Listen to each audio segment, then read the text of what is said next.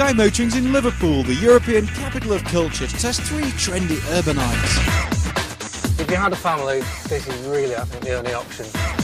I think the Fiat 500 has this contest wrapped up already.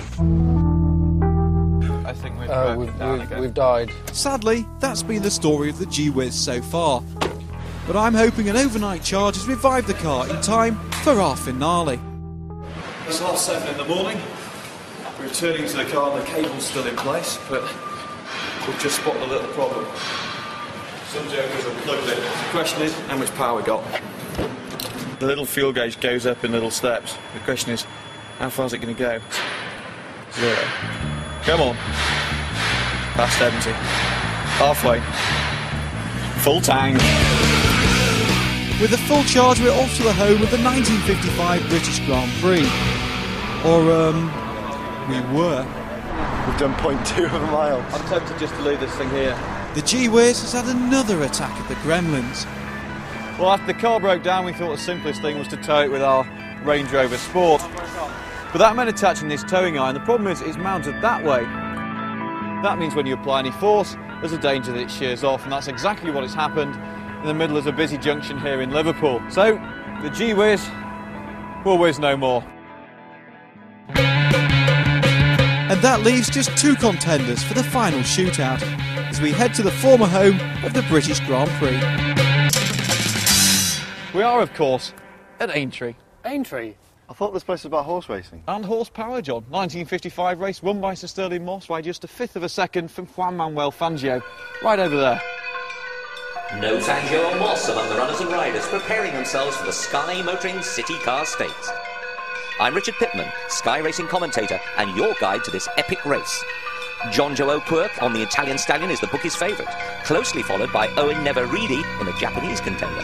The rank outsider is Al the Pal Weaver on the Indian nag. After a Le Mans-style start, they're off and running in the Sky Motoring Stakes, and already we've a non-runner with the G-Wiz failing to make it to the track. The Fiat 500 makes the early running with 75 horses under its shapely body. The Little I has just 57 horses, but they're Japanese thoroughbreds, and already Owen's reaching for the turbocharged whip. As we turn towards the main straight, the I's mid-engine setup helps it pull clear. But with both jockeys out of the saddle and the crowd going wild, it's Jonjo and the Italian Stallion that pulls clear to win. What a race!